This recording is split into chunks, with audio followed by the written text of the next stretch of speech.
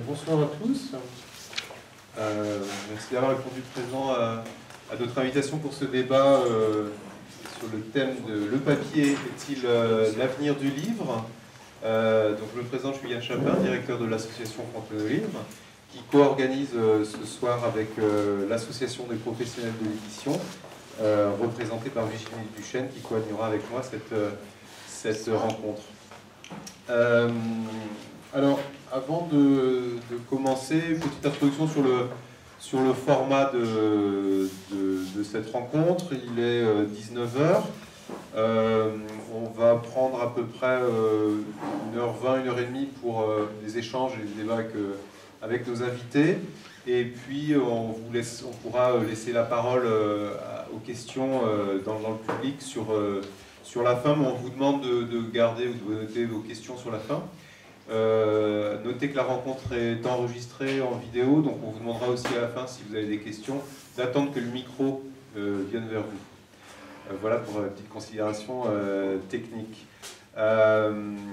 Donc, je vais introduire cette conférence, tout d'abord en présentant les invités.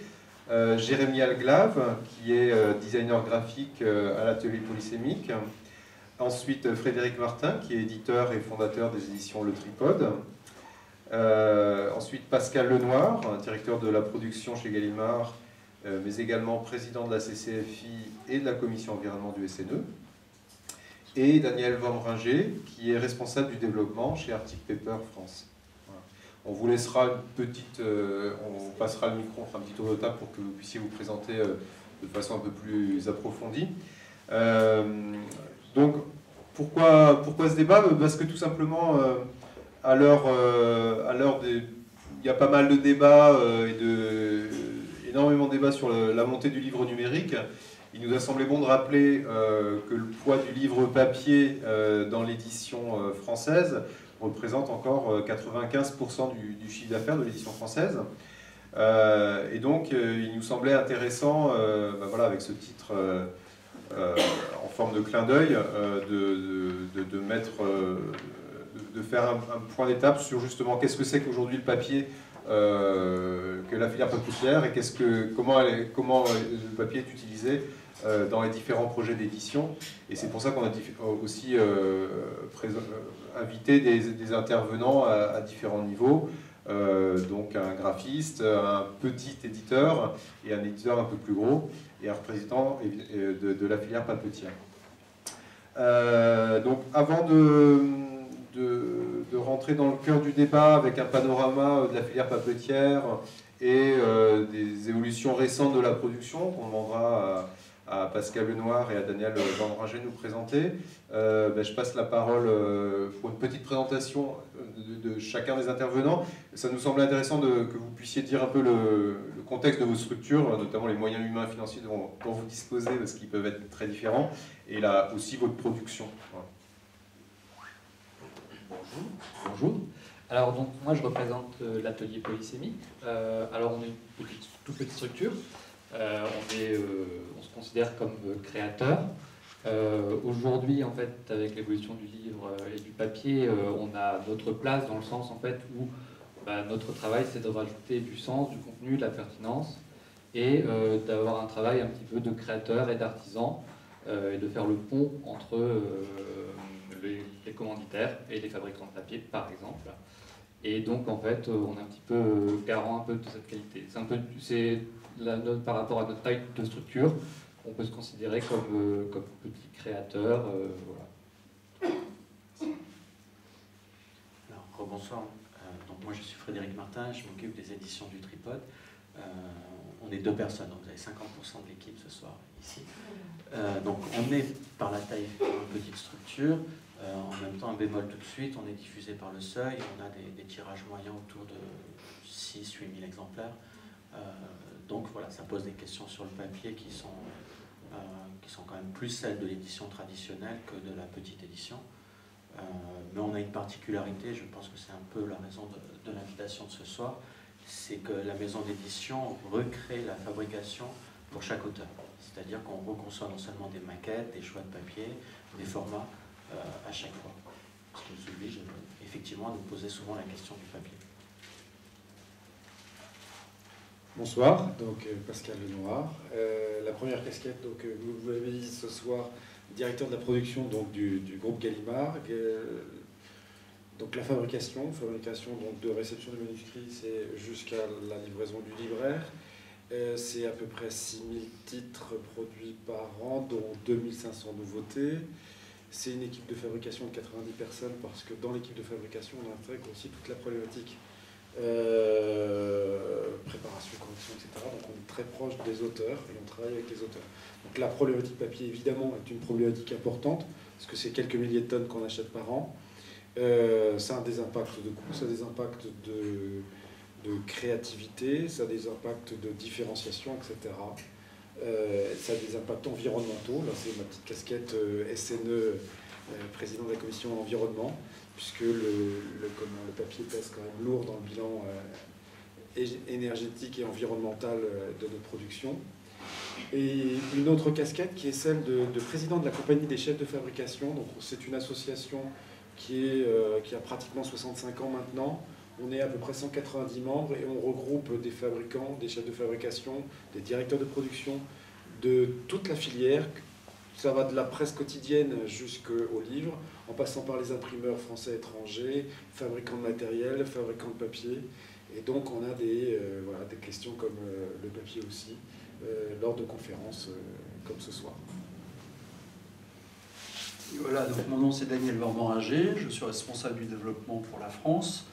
Notre société c'est 1800 personnes, un chiffre d'affaires d'à peu près 650 millions d'euros sur 4 usines. On a 4 usines, on est spécialisé vraiment dans le monde de l'édition, plus particulièrement des papiers offset, et on a quand même une usine qui fait du papier couché, mais du papier toujours couché, plutôt dans les spécialités mat, puisque dans l'édition on utilise beaucoup de papier mat, et des papiers couchés bouffants aussi.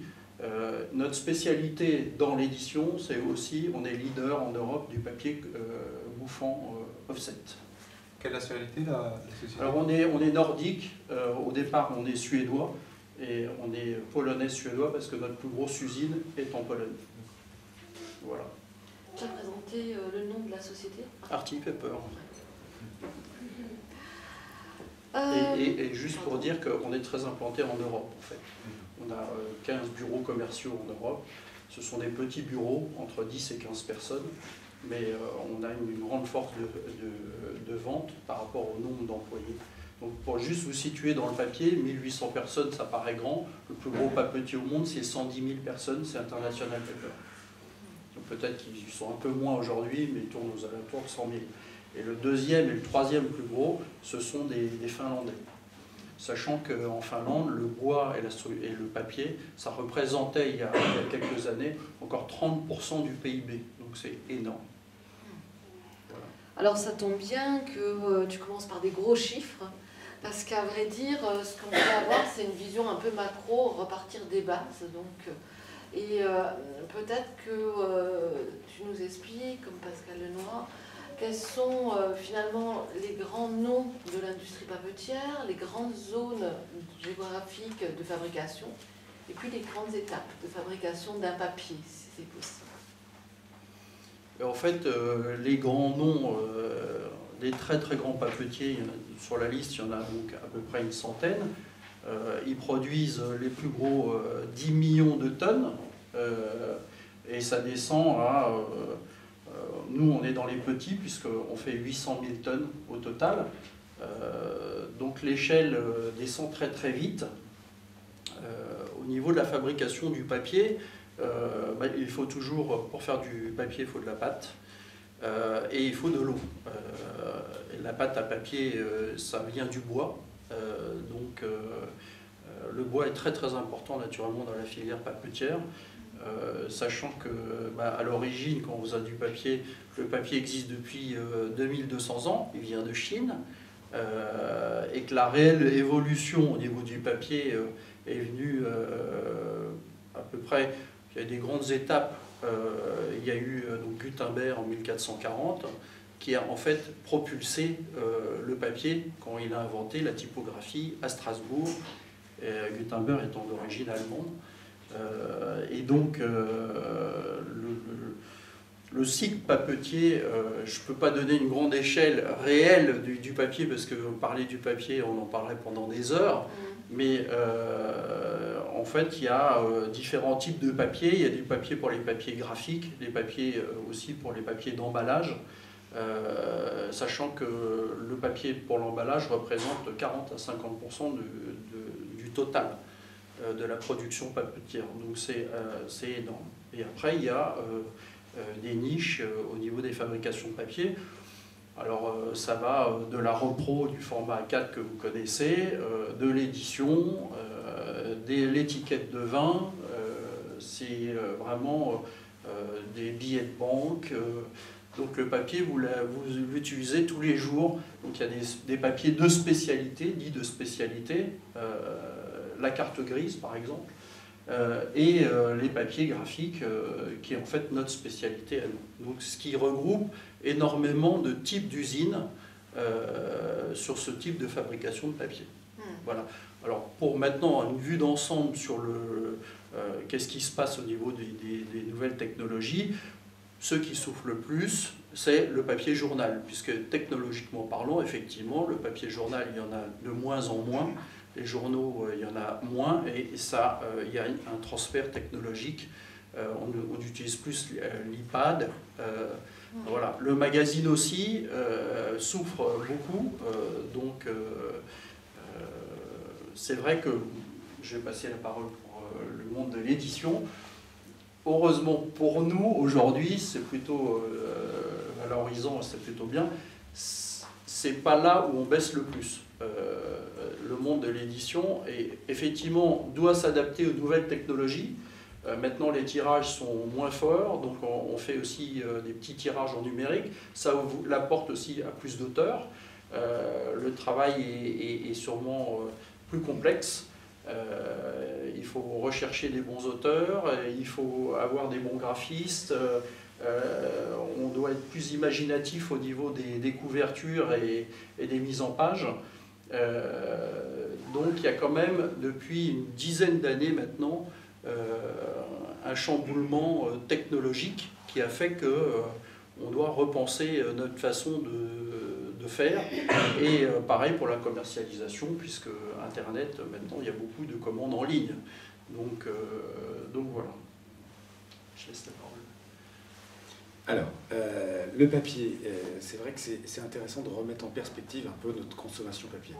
Parce qu'on envisage souvent le livre comme le gros consommateur de papier. La France, c'est à peu près aujourd'hui 3 500 000 tonnes de papier. Et l'édition française pèse à peu près 6 à 7% de cette consommation.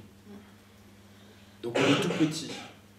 On est un tout petit consommateur de papier dans la filière graphique. Sachant par ailleurs qu'en l'espace à peine de 10 ans, on a pratiquement perdu 40% de notre consommation.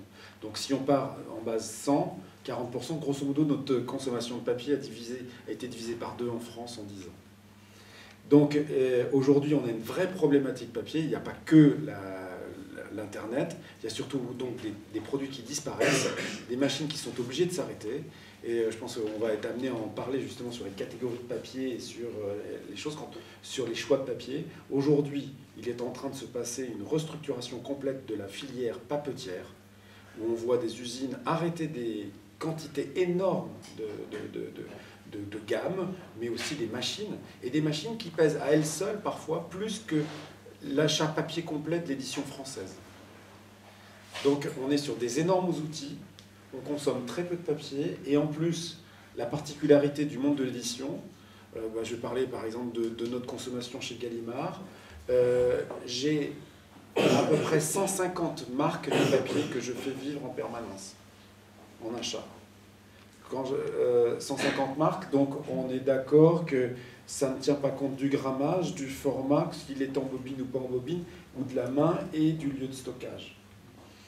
Donc on est des petits artisans, même quand on est gros, des petits artisans de l'achat du papier, face à des gros mastodontes dont vous parliez, il y a des stockage, il y a des très très gros, UPM, SAPI, et ainsi de suite, où on a des très très gros faiseurs en face et où on ne pèse pas grand chose. Un exemple aussi pour relativiser notre poids sur la filière papier, un donneur d'ordre comme Carrefour pèse les 2/3 de la consommation papier de notre filière. Carrefour est à peu près à 200 000 tonnes, là où on est à 300 000 tonnes. Donc si on rajoute simplement les 3 grands donneurs d'ordre de la grande distribution, ils pèsent pratiquement, allez, 1,5 fois plus lourd que l'édition française, sur quelques catégories de papier. Donc voilà pour ce qui est du papier. Et ça peut influer sur, justement, au niveau de l'industrie, sur des orientations, sur quel papier développer, soit justement plus spécifique pour l'édition ou autre. En fait, je dirais que nous, on est plutôt attaqué quelque part par les autres usines qui ont faim aujourd'hui, comme les usines qui faisaient du papier journal ou qui faisaient d'autres papiers qui marchent moins bien, donc ils se rabattent sur nos qualités. Donc, nos bouffants sont copiés, les papiers Munken Design par exemple, ou les Munken Print White, etc., sont assez copiés. On a plus de concurrence qu'avant. Aujourd'hui, nos usines, que ce soit Munkenal ou d'autres usines que nous avons, marchent très bien. On est vraiment, on n'a pas de problème de production. Mais ce n'est pas pour autant qu'on ne se pose pas la question. Effectivement, dans le graphique, on perd quelques points, donc on les rattrape autrement. Alors comment peut-on les rattraper? Alors, on crée des nouveaux produits, donc soit pour l'édition, soit pour le packaging.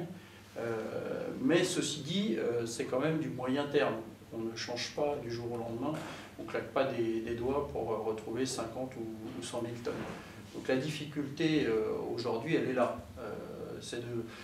Bon, l'avantage qu'on a aussi, c'est que sur nos types de papier, les éditeurs l'ont utilisé depuis longtemps. Donc c'est pareil, les éditeurs ne changent pas forcément de papier, heureusement pour nous, en fonction à chaque fois du prix, du délai. Alors, le délai, effectivement, ils vont changer parce que s'ils veulent du papier tout de suite, dans ces cas-là, ils sont obligés de pallier à avoir du papier. Si on a un délai de 6 semaines alors qu'il leur faut du papier sous 3 semaines, c'est comme un journal qui s'arrête, c'est jamais très bon, parce que finalement, quelqu'un va vouloir lire son journal et dire moi je vais aller ailleurs, donc je vais changer de marque. Donc le côté constant dans l'édition est quand même très important, aussi bien pour le fournisseur, pour livrer son client qui est son éditeur, et l'éditeur pour la question de rapport qualité-prix qui est quand même très importante, et impression, parce que c'est très technique le papier finalement, et donc tout est important, sachant qu'aujourd'hui les techniques sont de plus en plus rapides, on roule de plus en plus vite, donc le papier, la résistance du papier a son mot à dire. Donc c'est pour ça qu'en règle générale, dans l'édition, on n'aime pas trop changer les qualités de papier. Mais on est toujours à l'affût, effectivement, d'avoir un meilleur prix, une meilleure qualité. Ce qui peut changer aussi, c'est les teintes. L'opacité, si on a une bonne opacité au niveau des papiers. La résistance, le côté permanent du papier, mais pas permanent que dans le fait qu'il vieillisse ou pas, mais d'une qualité permanente. Donc ça, c'est quand même très très important. Et il se trouve que il y a pas mal aussi de gens d'usines qui ont essayé de faire des papiers ressemblant aux nôtres, mais c'était ponctuel. Donc finalement, ça marchait bien pendant 3 mois ou 6 mois. Après, ils ont eu des problèmes de délai, ils ont eu des problèmes de qualité. Et c'est vrai que dans le monde de l'édition, on ne peut pas vraiment se le permettre. Alors, je me questionnais, ce que je me dis, finalement, le papier dans l'édition, c'est peu, ce que vous venez de rappeler, d'une manière générale, par rapport à l'industrie papetière. Pour autant, je sais peut-être une fausseté, mais on a l'impression qu'il y a une grande variété de papiers. Est-ce que, comment c'est possible du coup de réconcilier tout, sans doute, les efforts en développement que cela exige, et maintenir quand même des coûts qui puissent être raisonnables. Est-ce que... Peut-être chacun son tour. Oui. Le papier, oui, pèse très lourd en plus dans le prix d'un ouvrage. Donc c'est vrai que c'est un élément clé des choix papier. Alors après, en fonction des maisons d'édition et des collections, on peut avoir des orientations différentes. Peut-être rappeler les 3 grandes sortes de papier en termes de nature de fibre. Nous avons des papiers qui sont dits sans bois à pâte chimique, donc des papiers qui ne jaunissent pas dans le temps et qui ont un coût un peu plus élevé.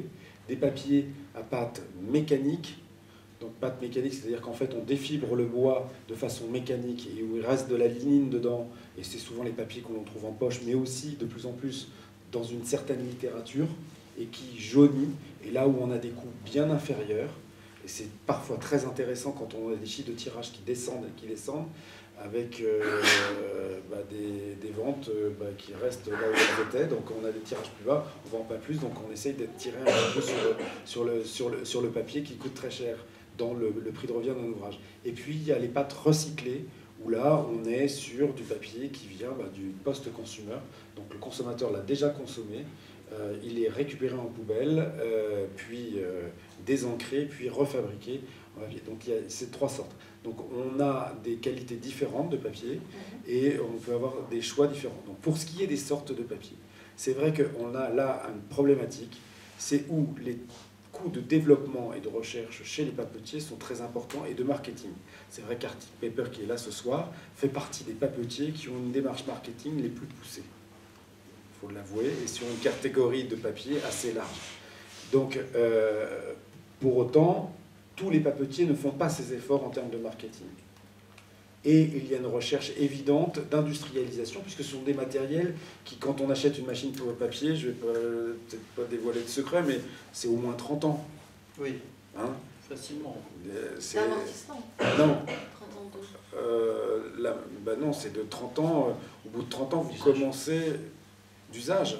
Donc, quand vous investissez sur un matériel, peut-être que dans 30 ans, vous envisagerez de la faire évoluer. Pas forcément de la casser, hein, mais de la faire évoluer. Donc vous avez des durées de vie de matériel très importantes. Et donc là, aujourd'hui, comme on est dans une réduction très très forte de la consommation papier, certains papetiers sont amenés donc à fermer des usines. Et on a vu aussi chez vous, mais comme chez d'autres papetiers, des papiers qui existaient. On recentre sur une machine la fabrication. Le papier se nomme de la même façon, mais ce n'est plus le même papier. On a perdu comme ça des qualités, des catégories. Voilà. Alors après... le lecteur ne le voit pas forcément. Nous qui aimons les papiers, c'est vrai qu'on le voit. Donc après, il faut trouver le juste milieu. Voilà.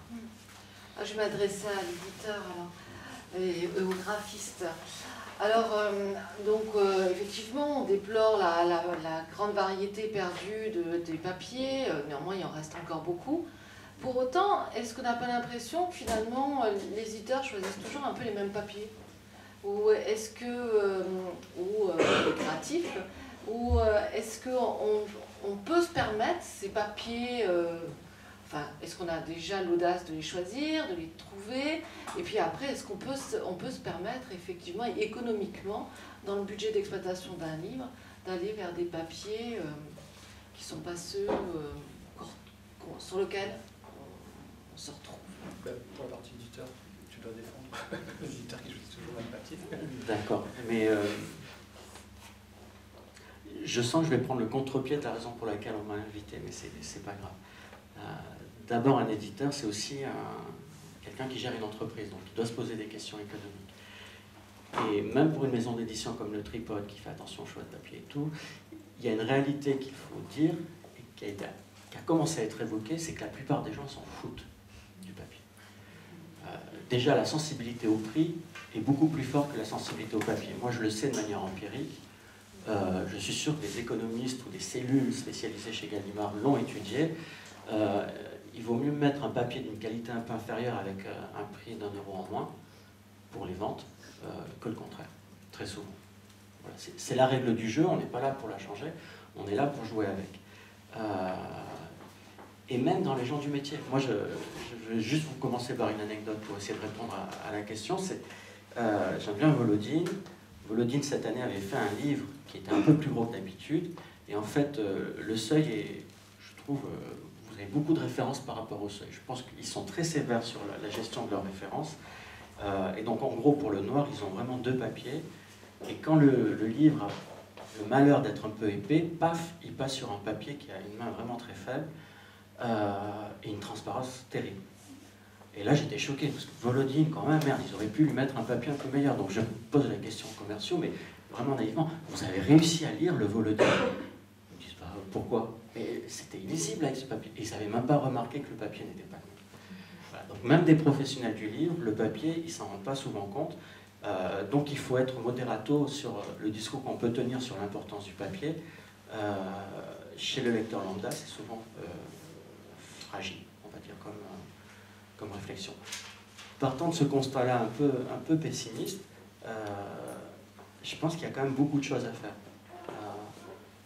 Pour 2 raisons, parce que même si à l'échelle d'un grand groupe, les choix du papier peuvent avoir des répercussions importantes en termes financiers, à l'échelle de l'économie d'un seul livre, c'est pas si important.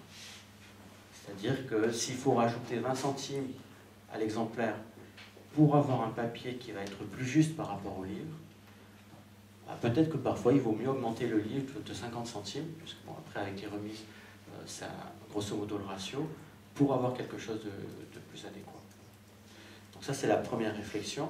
Et la deuxième, c'est que quand même, quand on réfléchit vraiment à la forme de l'objet, on ne fait pas forcément des choix plus chers d'ailleurs, mais on arrive bizarrement à magnétiser des bouquins. Et j'ai amené notamment un livre qui en est un bon exemple. Je travaille beaucoup avec le Munken par exemple, c'est un papier assez cher, donc certains éditeurs hésitent. Et puis j'avais un bouquin qui se passait en Estonie, donc c'est pas la Suède, mais il y a beaucoup de bois là-bas aussi, et le livre se passait vraiment dans la forêt. Et je me dis, ça serait bien de faire sentir ça aussi sur le papier. Et donc je parle à mon imprimeur en disant, tu pourrais pas me trouver un papier un peu rugueux? Il me dit, ah, j'ai du Pamo Sky, tu vas voir, c'est génial. Et effectivement, j'ai gagné 600 € la tonne de papier. J'ai fait un livre qui théoriquement faisait cheap. Et j'ai fait un petit clin d'œil à la fin dans ma chaîne imprimée en disant, voilà, pour ce texte sylvestre, un papier plein de bois. Et tout le monde a cru que j'avais dépensé un argent fou pour avoir ce papier qui tombait si justement avec le sujet du livre. Donc voilà, pour répondre simplement finalement à la question du papier, au niveau de la maison d'édition, c'est une question de coût, parce qu'effectivement, on sait que l'impact même du papier peut être sensible et n'a pas beaucoup de répercussions chez le lecteur. Mais en plus, ça peut être des fois plus avantageux de prendre un papier qu'a priori, on n'aurait pas pris parce qu'il était assez cheap. Jérémy,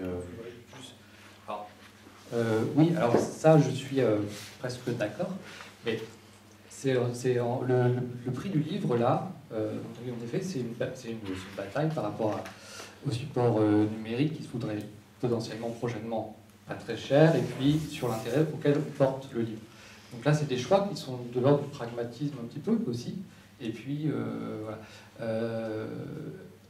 Pour nous, en tant que créateurs, c'est d'essayer d'aller plus loin que ces contraintes-là. Alors peut-être ponctuellement sur les plus petites choses, mais c'est de vers le haut en fait. Parce que c'est ça, par exemple, donc celui-ci, en paiement, donc il va jaunir.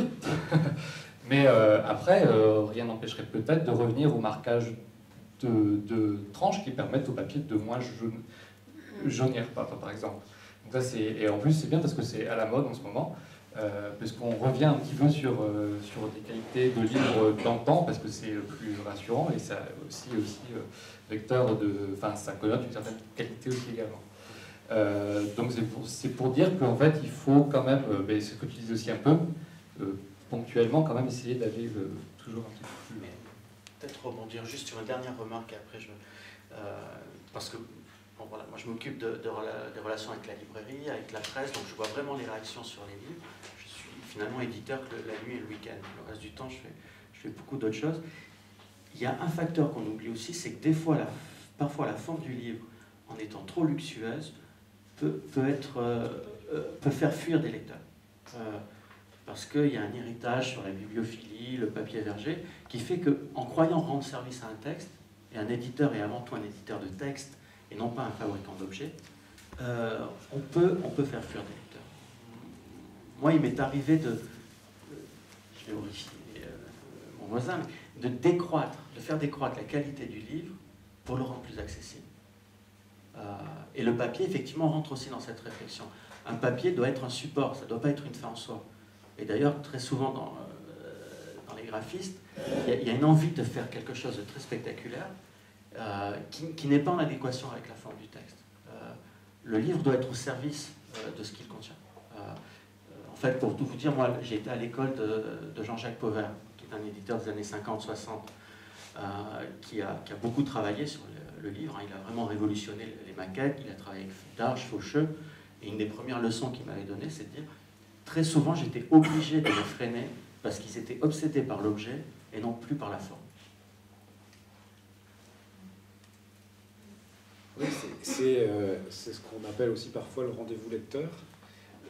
C'est vrai qu'on oublie quand même qu'on perd régulièrement des minutes de lecture par semaine et que c'est important de fidéliser le lecteur. Et c'est vrai que d'avoir une forme, un papier, un contenu cohérent par rapport à une cible qu'on détermine, par rapport à un souhait d'un lecteur, voilà, il se retrouve en librairie, dans une gare ou dans une bibliothèque, c'est pas le même lecteur, pourtant c'est la même personne.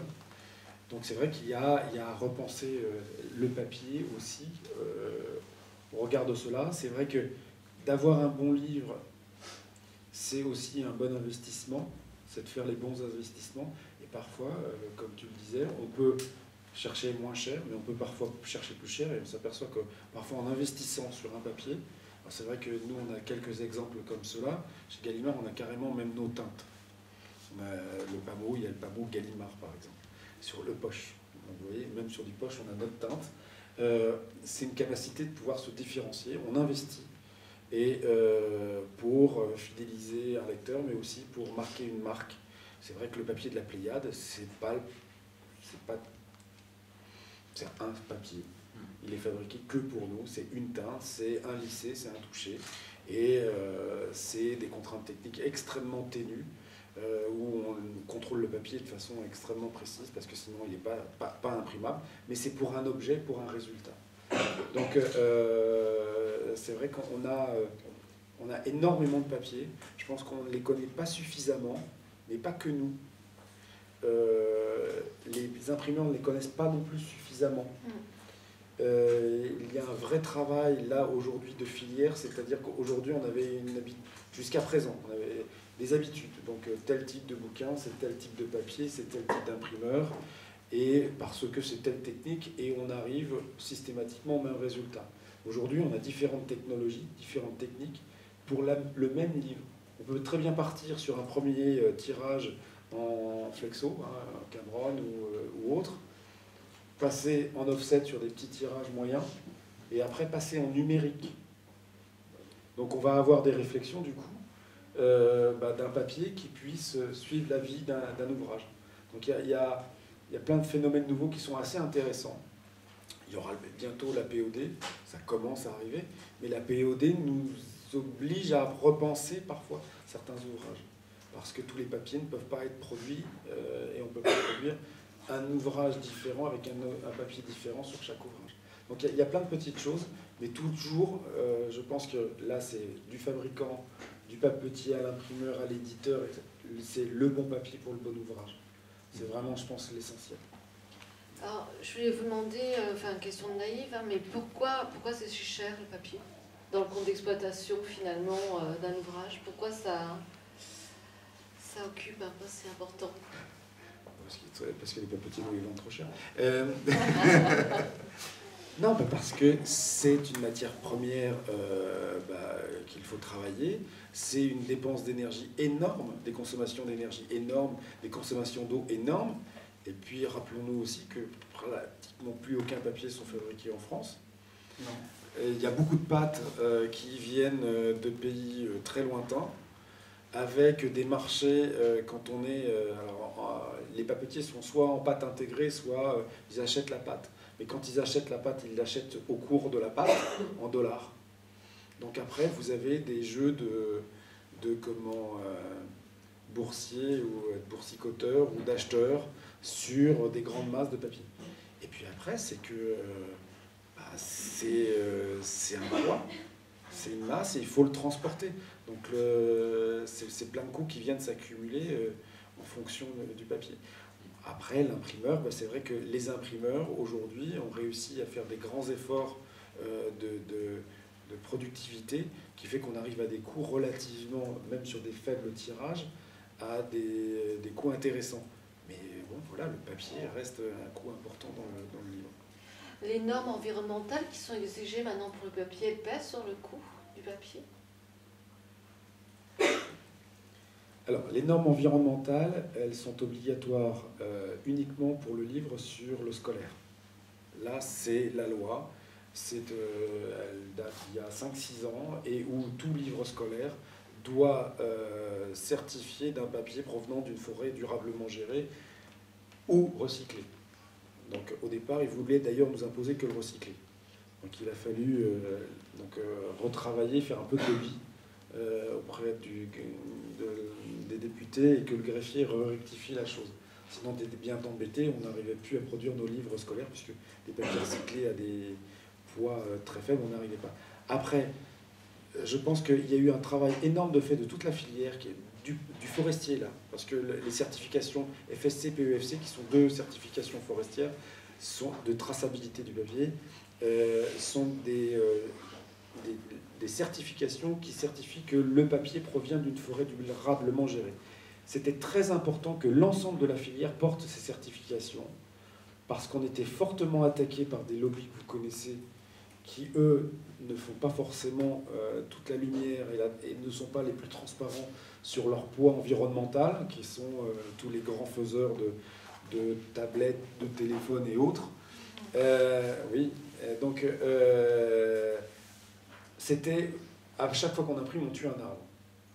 Non, le papier n'est pas fait avec des arbres, ça serait dommage.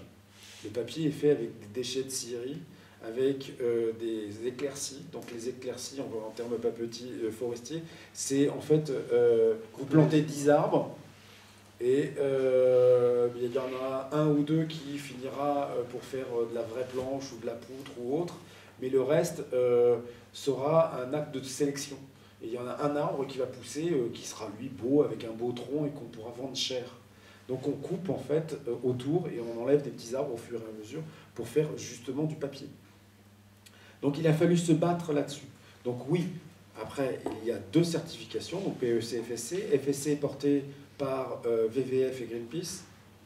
Donc là, donc 2 ONG qui font du lobby très fort et qui ont fait que la certification du fait de leurs règles, certains papetiers ont essayé, et puis certaines pâtes qui étaient, parce que la pâte FSC vient plutôt de pays étrangers, ont fait en sorte que le papier du coup prenne 10 à 20 euros la tonne.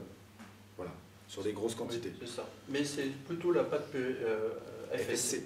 Et la pâte PEFC, c'est du papier qui est surtout de provenance européenne, des forêts européennes, et là on n'a aucun surcoût. Mais ça a permis, et là aujourd'hui on entend de moins en moins de personnes critiquer l'usage du papier en disant qu'on tue les forêts pour faire du papier. Entre autres, nos forêts, depuis que les papetiers se sont mis réellement à les gérer, elles se développent énormément, parce que c'est une matière première. C'est tout bête, hein, mais un papetier et un forestier, s'il veut fabriquer beaucoup de papier, il a intérêt d'avoir beaucoup d'arbres. S'il coupe tout, à court terme ou à moyen terme, il se retrouve sans rien. Et justement, les débats du poids écologique de la filière par rapport au poids de... Une tablette aujourd'hui, c'est à peu près au moins 10 fois le poids environnemental d'un livre, et une liseuse à peu près 4 fois. Mais après, le problème, c'est que ça, c'est sur la partie bilan carbone.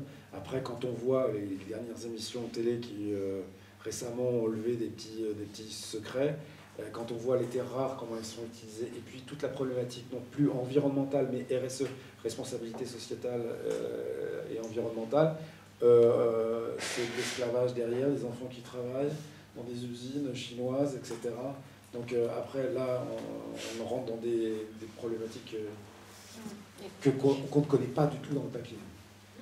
Et quand on est graphiste ou éditeur, ces paramètres-là, environnementaux ou sociétaux, ils sont pris en compte? Alors oui, absolument, puisque de toute façon, même quand on travaille en dehors de l'édition, quand on travaille pour une institution publique, elles ont souvent des normes de toute façon de base qui sont obligées d'utiliser. Et puis aujourd'hui, la gamme est vraiment très très large, c'est-à-dire que là pour le coup, il y a eu un gros bond sur ça, et donc on n'a pas de difficulté à trouver le bon papier qui correspond et qui est aux bonnes normes, et c'est pas plus mal, enfin c'est bien, pas de... Mais c'est vrai que c'est bien que les pouvoirs publics aient donné un coup quand même, et poussé un petit peu dans ce sens-là, puisque maintenant que c'est fait, c'est pas bien. Ah ben, la filière était en avance sur le pouvoir public. D'accord. La Okay. filière, depuis 1993, a fait donc, des efforts. Il y a un prime vert, il y a PEFC, FSC, tout ça, la filière... Oui, notre filière est l'une des premières filières à avoir pris en compte et en charge des problématiques environnementales. Aujourd'hui, je crois que sur les 2-3 000 imprimeurs qui restent, parce que ça a beaucoup diminué, il y en a plus de 1000 qui sont imprimes verts. Il doit y en avoir dans les 700 qui sont PEFC, FSC. Donc non, on a une filière qui a vraiment pris en charge les choses. Et je pense, voilà, c'est très bien. Du coup, on a des forêts bien gérées, on a des bouquins du coup, qui sont propres. Et malgré qu'on soit dans une économie quand même où on est sur de l'offre, donc on a quand même des gâches. Ah oui, du coup, tiens, je passe un message. Les retours, puisque souvent on est attaqué sur les retours. Les retours ne sont pas des pilons. Souvent on confond, et comme ça vous pourrez porter aussi le message, parce que souvent on est attaqué sur nos retours qui seraient des pilons systématiques. C'est pas vrai. Tout ce qui est en retour, il y en a une partie qui est pilonnée, mais il y en a une partie qui est réintégrée dans les stocks. Je vous dis ça pourquoi? Parce qu'on a un organisme qui est un organisme éco-contributeur qui s'appelle Ecofolio. On arrive à contenir et qui, pour tout ce qui est non-livre et non-presse, impose une taxe de 44 € à la tonne. Donc vous imaginez l'économie que ça fait. Pourquoi? Pour l'aide au tri sélectif. Donc c'est un éco-organisme qui collecte une taxe et qui reverse en partie cette taxe aux mairies pour pouvoir aider au tri collectif. Donc nous, sur le SNE, on s'est battu pour dire le livre n'est pas un déchet. Le livre est conservé dans les bibliothèques, conservé dans nos stocks. Et quand il est déchet, il est surtout un déchet industriel. Donc c'est dans nos centres de diffusion et de distribution, et dans ce cas-là, il est systématiquement recyclé. Donc on n'est pas un déchet consommateur, un déchet industriel. Donc voilà, c'était un petit peu ça. Donc c'est pour ça qu'il n'y a pas d'obligation de recyclage. C'est pour ça que sur le Triman, qui est une nouvelle loi, je suis désolé, je rentre dans des trucs un peu complexes, il y a une nouvelle loi qui vient de passer sur, oui, tous les déchets ménagers, on doit apposer le Triman, qui est un logo qui indique que le produit est recyclable. Donc oui, le livre est recyclable, c'est du papier. Tous les papiers sont recyclables. Mais pour autant, nous ne sommes pas un déchet, donc on refuse le Triman. Alors peut-être pour les éditions, le tripode, je voulais savoir, oui, est-ce que vous achetez en gros du papier en prévision de vos collections? Enfin, vous disiez que au contraire, vous travaillez sur du sur-mesure chacun de vos ouvrages. Mais bon, néanmoins, est-ce que vous achetez des familles de papier en gros, en tonnes, de façon à pouvoir optimiser les coûts? On est 2 personnes dans la maison d'édition, donc il y a aussi des choses qu'on pourrait faire qu'on ne fait pas pour des raisons stratégiques. C'est-à-dire qu'avec l'économie de nos forces, il y a des choses qu'on assume et d'autres qu'on laisse tomber. L'achat du papier est par exemple une variable qu'on a choisi délibérément de ne pas gérer, parce qu'en fait on a quand même une fabrication en général assez simple, parce qu'on publie essentiellement de la littérature. Donc on est sur du noir, on travaille essentiellement avec un imprimeur français qui s'appelle Corlet. Quand c'est pas avec lui, c'est des imprimeurs qui sont en Italie ou en Estonie. J'ai un très chouette imprimeur pour notamment tout ce qui est façonnage, impression au fer, dorure, avec qui je travaille. Et voilà, les problématiques et le choix d'imprimeur qu'on a fait sont tels qu'on fait très rarement d'achat de papier. Bon, là, il y a peut-être un sourire qui se dessine en face de moi. En fait, il y a Margherita qui gère avec un très gros projet. On va publier l'œuvre de Charlotte Salomon, qui est un livre gigantesque qui va faire du 30 par 30, grosso modo 840 pages en quadrille. Donc là, les tonnages de papier vont être assez importants, puisqu'on est sur un premier tirage au moins de 4000 exemplaires. Donc là, il sait déjà les kilos. Je ne les ai pas encore calculés, mais le livre va faire environ 5 kilos quand même, ici. Donc là, il va y avoir évidemment un achat de papier qui va être fait, mais c'est un cas rarissime. La plupart du temps, en fait, on travaille beaucoup avec les papiers d'articles, justement des Munken, y compris pour les couves. Là, c'est un Munken X. Voilà. Et en fait, on a choisi un imprimeur qui travaille très régulièrement sur ces gammes de papier pour qu'en fait, on n'ait pas à assurer la gestion d'achat qui voilà, nous demanderait d'avoir une anticipation sur nos besoins et tout, qui serait possible techniquement puisqu'on publie peu de livres, mais qui stratégiquement parlant n'est pas un enjeu réel. Pour rebondir là-dessus aussi, est-ce que justement, donc, comme on le disait tout à l'heure, il y a moins de papier ou au contraire les gammes sont plus importantes, ou alors est-ce que c'est parce que les papetiers font plus de travail de démarchage qu'on a cette impression-là, que les gammes sont plus importantes, peut-être Jérémy Aglav? Et peut-être, bon, quels sont les autres papetiers, notamment spécialisés aussi édition, outre Arctic Paper? Oh. Il y en a quand même, historiquement, il y en avait quand même quelques-uns. Mais c'est vrai que Arctic Paper, mais c'est un peu de leur faute. Ils ont fait un papier qui était de très bonne facture. C'est vrai qu'il a été diffusé assez largement, présenté. Ils font des choses très très bien. Enfin, en tout cas, ils ont beaucoup aidé les graphistes, les visiteurs. Ils ont même réussi à persuader les imprimeurs que c'était bien d'imprimer sur du papier qui boit beaucoup l'encre et qui ne rend pas forcément de manière aussi bien les couleurs que des papiers couchés. Mais donc en fait... j'ai plutôt la question. Enfin, oui, je veux juste dire que... La diversité, c'est... Oui, alors du coup, sur la diversité, moi, en tant que petit créateur, j'ai eu l'impression que j'avais accès à plus de diversité qu'à un certain moment. Mais en effet, c'est dû certainement à un filtre déformant qui fait que nous, en fait, en tant que créateur, comme en fait on essaie de mettre de plus en plus de qualité, de valeur ajoutée, de sens en fait dans les objets, dans les livres, on a accès en fait à des clients dans le domaine du luxe et du culturel. Là, je parle au nom des créateurs et des designers en général, qui fait que ça peut être potentiellement aujourd'hui dans les débouchés et dans l'augmentation de la qualité des objets, on est peut-être un petit point de relais, enfin, voilà, par rapport à ça, et qui fait qu'on a l'impression qu'on a en effet plus, en tout cas sur les papiers de création, on a plein de variétés et les papetiers viennent nous voir assez souvent avec toutes les nouveautés, etc., en nous encourageant à essayer de voir ce qu'on peut en faire. Donc moi j'ai eu l'impression qu'il y a eu plus de variétés. Mais après, sur les papiers plus techniques, je pense, ou sur des grammages bien précis, il est fort possible, c'est ce que vous disiez, qu'ils ont supprimé, par exemple, ça n'existe pas, mais le 72 grammes de tel et tel papier qui servait à faire ça, et donc au final, on n'a plus le choix, en fait, voilà.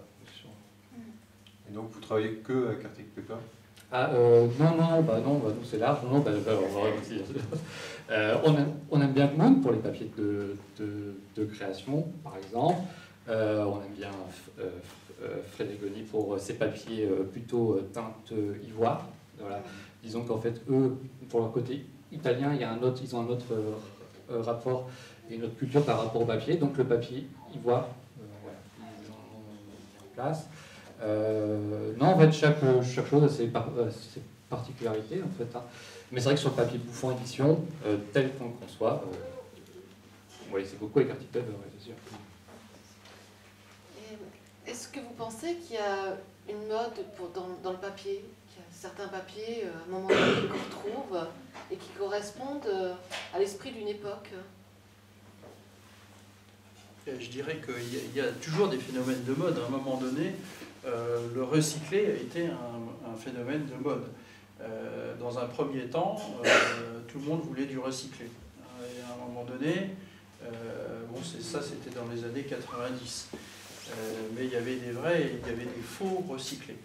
Donc recyclés à 30%, à 40%, à 50%. Et ce qui s'est passé aussi, c'est qu'on s'est aperçu que le recyclé était plus polluable que le papier vierge. Donc on a commencé à se dire, oh là, il y a quand même un problème.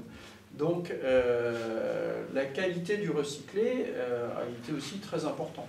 Donc il y a des produits qui sont effectivement désancrés par système de flottation, d'autres qui ne l'étaient pas, et donc qui utilisaient des solvants, donc c'était le plus polluable au monde. Et donc il y a des papiers qui ont dû s'arrêter puisque c'était une aberrance. Quelque part, c'est de se dire c'est du recyclé, c'est bien pour la nature de recycler, mais si ça pollue plus, ça ne va pas. Après, il y a eu un autre niveau au niveau du recyclé, c'était le prix. Parce que finalement, et c'est vrai, le recyclé, en règle générale, il fallait recycler le papier, donc le retraiter, et puis on ne pouvait pas tout retraiter, donc il n'y avait plus assez de recyclé, et le recyclé était plus cher que le papier vierge. Donc tout le monde voulait faire de l'écologie une partie écolo, mais disait oui, mais moi je veux bien acheter du recyclé, mais moins cher que le papier vierge. Et là, ça commence à poser beaucoup de problèmes.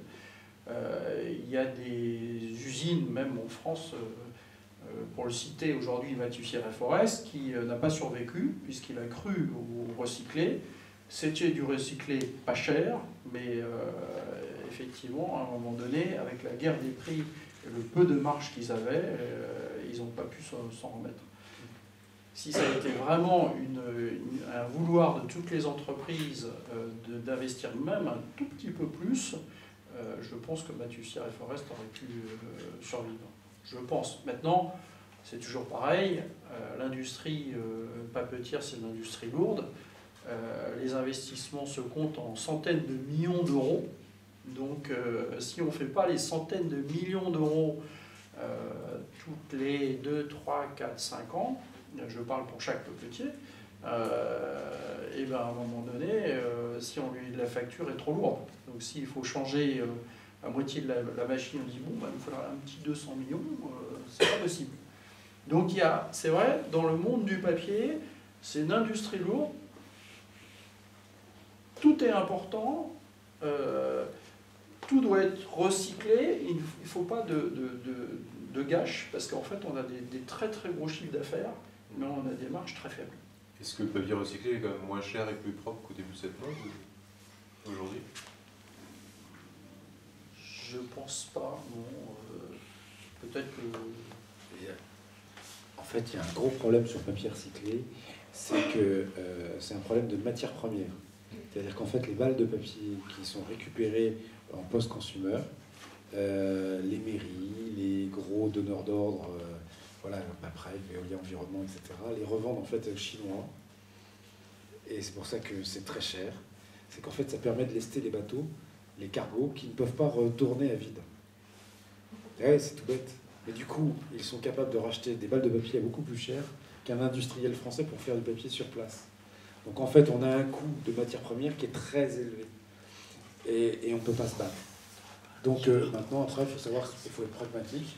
Parce que bon, voilà, c'est très bien de recycler du papier. Maintenant, si les Chinois en ont besoin pour relester les bateaux, pour les envoyer, et que ça permet de faire revenir du dollar en Europe grâce à ça, et d'essayer de rééquilibrer notre balance commerciale qui est particulièrement déficitaire, et de plus en plus avec ces pays-là, pourquoi pas. Mais je pense que c'est pas un problème technique, c'est pas un problème technologique, c'est vraiment un problème d'offre et de demande sur la partie matière première sur le papier recyclé. Qui sont recyclés en Chine. Alors après, il y a des postures qui sont différentes, c'est-à-dire que la valorisation, on rentre dans des détails, la valorisation des déchets peut être faite concernant la fibre de papier sur deux principes. Soit le principe du recyclage, sachant qu'une fibre peut être maximum recyclée 5 à 10 fois, soit sur de l'énergétique. Et il y a certains pays qui ont décidé de brûler les vieux papiers pour en faire de l'énergie, donc du chauffage, etc. Nous, en France, ce que l'on a fait, c'est qu'on installe des incinérateurs, on récupère les vieux papiers et on les détourne au passage parce que quand on trie trop bien, on ne peut plus faire fonctionner nos incinérateurs. Donc, et du coup, on met une taxe sur d'éco-contribution pour pouvoir payer le tri sélectif. Donc après, ça, c'est des petits sociaux, mais qui sont assez intéressants, de citoyens. Et le coût de la collecte également. Ben voilà, c'est le coût de la collecte qui est de plus en plus important, alors que de toute façon, derrière, on a installé des incinérateurs et qu'il va falloir faire fonctionner. Donc on se retrouve avec des problématiques. Mais oui, pour les différences de papier, je pense qu'il faut qu'on sépare deux choses. D'abord, il y a plusieurs types de livres, c'est pas que la littérature générale. On a des guides, on a des livres scolaires, etc. Donc les modes sont différentes en fonction des typologies d'ouvrages. Donc c'est vrai que là, on a vu pour une problématique, je pense, là, économique, on est en train de passer progressivement sur la littérature générale du sans-bois vers le trace de bois, mais on économise 30% au passage sur le papier. Donc voilà, c'est une vraie problématique. Le poche, lui, de toute façon, on est sur des papiers à trace de bois avec des prix très faibles. Donc là, c'est plus des problématiques de grammage et d'épaisseur. Après, sur les livres scolaires, moi j'ai vécu un passage assez incroyable où tout le monde me disait, alors l'édition c'est que du maths et du demi-maths. Voilà. Sauf qu'un livre scolaire, un prof le choisit, il a 2 minutes pour le choisir parce qu'en 6e, il a 20 bouquins de 20 éditeurs différents, il doit en choisir un, mais 2 minutes, il faut qu'en fait il soit le plus beau possible. Et nous, je travaille chez un éditeur scolaire, on avait choisi du coup un parti pris qui, comme l'art rentrait dans le français et l'histoire géo, de passer tout sur du brillant. Et on a tout passé, les livres scolaires. Ah ouais, non, mais on peut pas lire sur du coucher brillant. C'est vrai, tout bon. Combien de minutes passe un élève d'affilée à lire un livre scolaire? S'il passe 5 minutes à lire, mais d'affilée, c'est déjà beaucoup. Donc c'est surtout des images, et on a vu notre chiffre d'affaires redécoller. Donc, et là, j'ai vu on avait fait venir des papetiers qui venaient du monde plutôt de la presse, venir nous vendre des papiers, et d'un seul coup, les papetiers venaient me voir en me disant « Pascal, c'est bizarre, j'ai jamais pu rentrer chez cet éditeur, depuis que tu as pris ce papier-là, je suis reçu. » Et donc oui, on peut s'amuser à créer des modes comme ça qui sont marrantes, voilà. Mais c'est des typologies. Après, vous avez les livres d'art. Alors là, ça part dans tous les sens, on en a partout, et c'est vrai que là, on a besoin énormément de richesse, mais la différence entre la couverture et l'intérieur, il faut aussi dans ces cas-là le faire.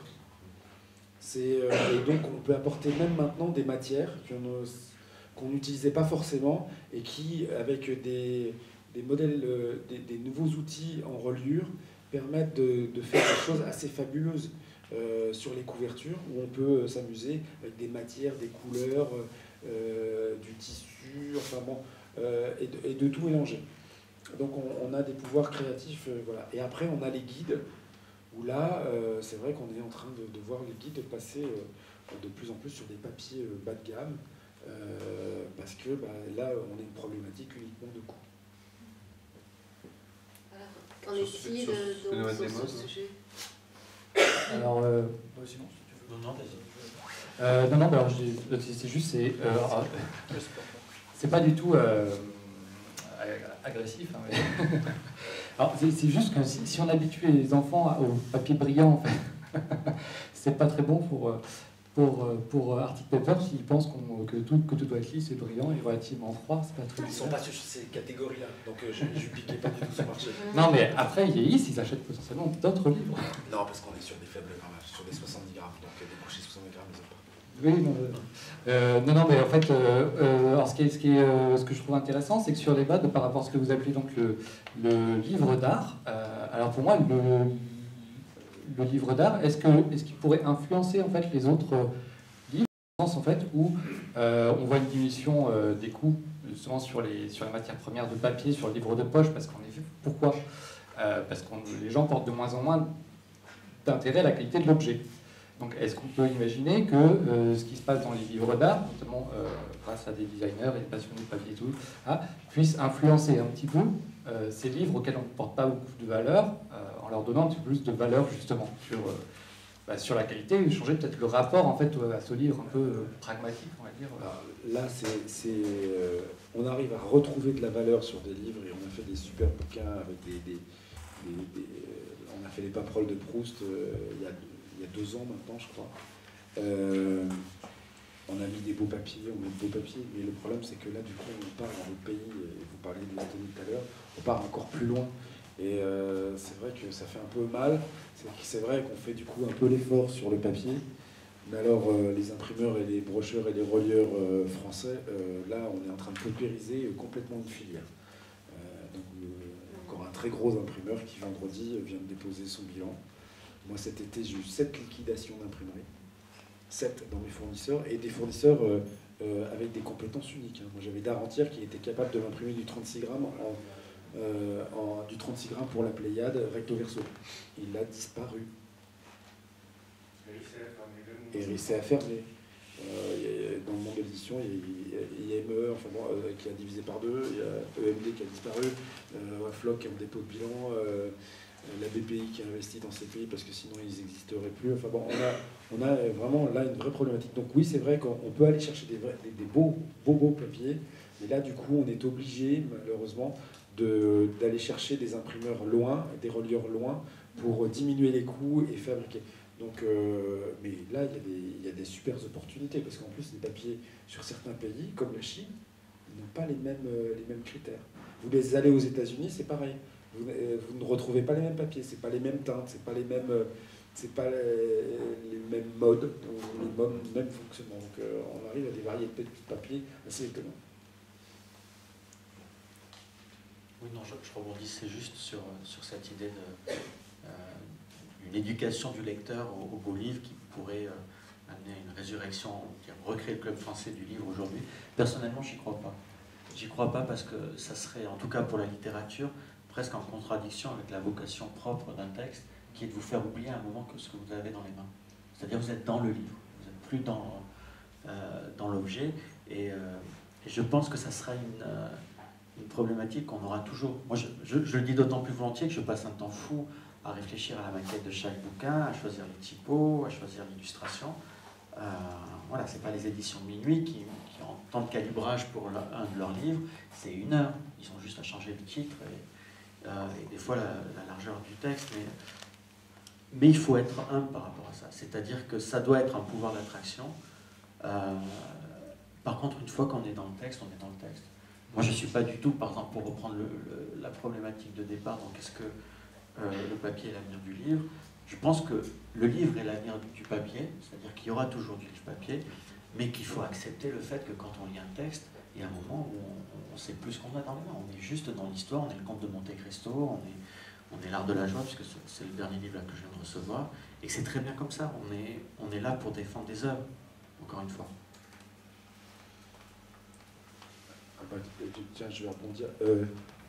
Le papier sur la lecture, aujourd'hui, on le sait, physiologiquement par rapport à du rétroéclairage, on lit grosso modo 20% moins vite sur une tablette.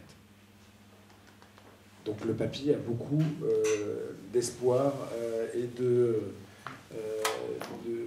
d'avenir. Si. Pour quelle raison c'est sur le rétroéclairage, c'est des problèmes physiologiques au niveau de l'œil. C'est-à-dire qu'on a sur du rétroéclairage...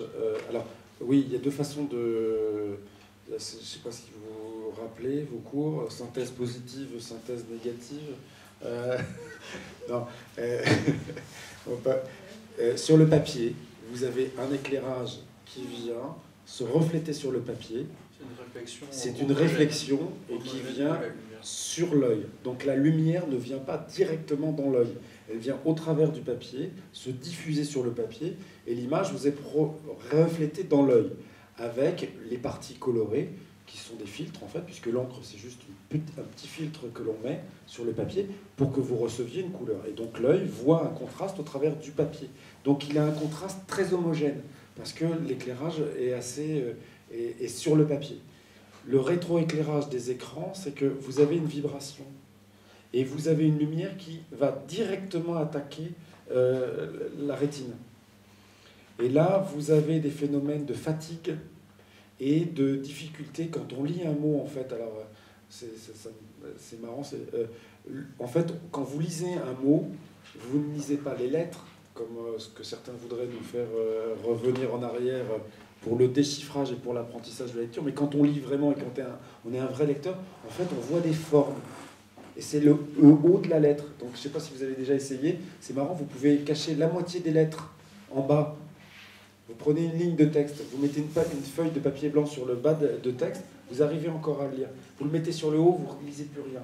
Donc, l'œil voit ça. Et donc, quand vous êtes sur de la lecture papier, votre œil cherche systématiquement le milieu d'un mot, et culturellement, comme on lit de gauche à droite, va essayer d'anticiper un petit peu à droite. Donc, il va ouvrir son champ pour essayer de voir le prochain mot, pour essayer de comprendre le sens. Quand vous êtes sur un écran rétro-éclairé, du coup, l'œil a du mal, comme il y a une vibration, il y a une lumière qui vous attaque directement la rétine, il a du mal à choper le centre du mot. Donc il va taper, alors c'est des points de fixation, on a à peu près un quart de seconde sur chaque mot. Il va se dire, mince, j'ai peut-être pas bien lu, je reviens. Et donc on a un taux de régression qui est grosso modo de 20%. Donc on fatigue. Et on s'aperçoit sur les lecteurs, c'est mesuré, donc il y a des laboratoires, il y a un laboratoire pas loin à la Villette qui s'appelle Le Lutin, si vous voulez, où il y a des professeurs en ergonomie cognitive qui sont super intéressants sur le sujet. C'est qu'en plus, il y a une fatigue, une sécheresse de l'œil, où d'un seul coup, les gens battent de moins en moins de la paupière pour irriguer et lubrifier l'œil. Ce qui fait qu'il s'irrite et qu'il fatigue et que du coup, la personne se fatigue plus vite, donc lit moins et comprend moins, etc., etc. Parce que la lecture, c'est pas simplement déchiffrer, c'est comprendre aussi, et c'est mémoriser. Donc quand il mesure ça, il mesure aussi sur ces 3 paramètres-là. Et c'est la même chose pour les liseuses en électronique? Non, donc qui la sont pas liseuse, dominantes au niveau commercial. la liseuse, on est sur des billes, électromagnétiques avec un côté noir, un côté gris, et que l'on fait tourner par un champ magnétique. Et on a une réflexion qui vient directement sur la bille et qui vient sur... Donc on est dans le même cadre que le papier. Donc on a une lecture beaucoup moins fatigante sur la liseuse et qui est pratiquement équivalente à la lecture sur papier. Mais la liseuse est en train de disparaître. Sur le confort de lecture, justement, c'est des paramètres que vous prenez en compte justement sur vos projets d'édition? Une dernière anecdote, et après j'arrête parce que j'ai l'impression de beaucoup parler, mais une expérience qui avait été fondamentale pour moi, ça avait été quand j'étais aux éditions Vianami, où j'ai commencé dans le métier. J'avais eu envie de faire une nouvelle édition du Surmal de Jarry. À l'époque, je n'avais pas d'enfants et beaucoup de temps, donc j'avais lu toutes les éditions qui avaient été faites du livre depuis la première en 1903. Et en fait, c'est un texte marrant parce qu'il n'a jamais marché. Commercialement, ça a été une catastrophe, y compris l'édition que j'ai faite. Mais tous les 10 ans, il y a un éditeur qui se dit « mais ce texte est formidable, il faut à tout prix que je le réédite ». Donc tous les 10 ans, il y avait comme ça une nouvelle édition et ça avait fini jusqu'à POL avant moi, qui en avait fait une édition. Il avait fait une collection de poches à une époque qui était préfacée par... En fait, l'idée, c'était qu'il rééditait des grands classiques préfacés par des auteurs contemporains. Et je crois que c'était Prigent qui avait fait la préface. Bref, j'avais lu le texte donc à peu près 8 fois dans 8 versions différentes. Et ben j'avais lu 8 textes. C'est-à-dire que la mise en page d'un texte est aussi une proposition de lecture en soi. Et ça, c'est... Pour le coup, autant sur le papier, je reste très humble sur l'importance et l'impact que ça peut avoir sur la vie d'un livre, autant sur la mise en forme générale dont fait partie le papier, je suis convaincu qu'effectivement, c'est pour ça que je dis que le livre est sans doute un des avenirs du papier, que ça reste quand même une arme assez absolue. La mise en forme que permet justement la forme papier, quoi. Bah ça, c'est la grande différence, c'est-à-dire qu'en dehors des histoires de confort de lecture, c'est que d'un côté, vous avez un territoire, un objet qui est fini et immuable, de l'autre, vous avez une plateforme qui accueille tout et n'importe quoi. Et c'est son principe, c'est que ça gère du flux, donc vous ne pouvez pas maîtriser la mise en page qui va apparaître sur l'écran. Oui, alors du coup, ça veut dire que la lecture, je continue, enfin, ça veut dire qu'il y a un avenir au livre poche, en fait. C'est-à-dire que les gens vont continuer à vouloir acheter des livres poche alors qu'ils ont investi dans une liseuse. Enfin, c'est-à-dire que même par rapport aux gens qui lisent beaucoup, une fois qu'ils passent à la liseuse, c'est vrai, en fait, moi j'avais l'impression, en fait, je me disais plutôt que le livre poche allait plus ou moins disparaître, puisque nous n'ayons pas de forte valeur ajoutée, et que justement que les liseuses, qu'ils allaient finir par proposer en fait un objet qui fonctionne, c'est-à-dire qu'on puisse lire, etc. Et puis aussi par rapport au mode de lecture et aux façons dont on va lire, qu'il n'y a plus personne qui consacre énormément, Il y a de moins en moins de gens qui consacrent du temps, en tout cas, à prendre du temps, à lire un livre. On est beaucoup plus sur la lecture qui saute de page en page, de thème en thème, qui vient grappiller, etc. Donc en fait, du coup, tout ça, c'était pas très bon en fait dans ma vision pour le livre de poche.